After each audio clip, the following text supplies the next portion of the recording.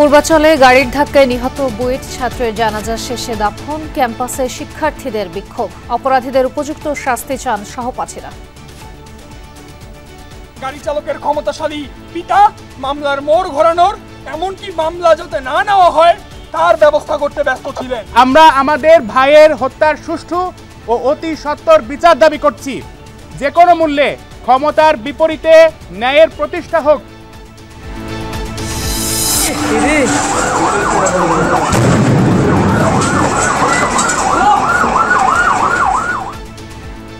4 ঘন্টার চেষ্টায় নিয়ন্ত্রণ উত্তরায় রেস্তোরাঁর আগুন, আহত 7 জনকে উদ্ধার। গ্যাস লিকেজ থেকে আগুনের সূত্রপাত ধারণা ফায়ার সার্ভিসের। ফায়ার ফাইটিং ইকুইপমেন্ট পাইনি। এই বিল্ডিংয়ে আমরা আমাদের জানা মতে আমরা নোটিশ দিয়েছি। এই বিল্ডিংয়ে আমাদের যে ফায়ার সেফটি প্ল্যান সেটাও নাই। উপদেষ্টা হাসান আরিফার নেই, রাষ্ট্রপতি ও প্রধান উপদেষ্টার শোক, মেয়ে বিদেশ থেকে ফিরলে কাল দাফন।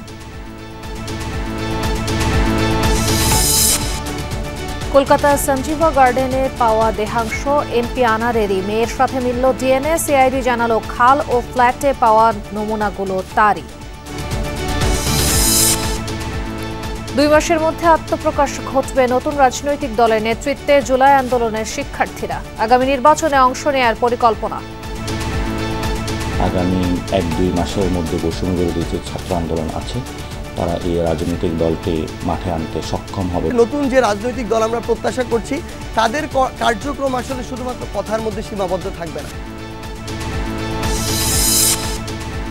গণঅভ্যুত্থানে খুলনায় নিহত 58 জনের পরিবারকে জুলাই স্মৃতি ফাউন্ডেশনের আর্থিক সহায়তা। গণহত্যার বিচার করতে না পারলে বড় ব্যর্থতা হবে সরকারের।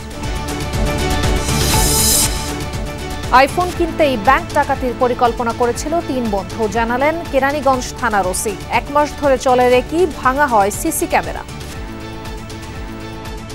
আনুমানিক 1 মাস পূর্ব থেকে তারা প্ল্যান করছে যে এই ধরনের একটা ঘটনা ঘটাবে। তারা বিভিন্ন জায়গায় বসেছে, এই বিষয়ে কথা বলেছে।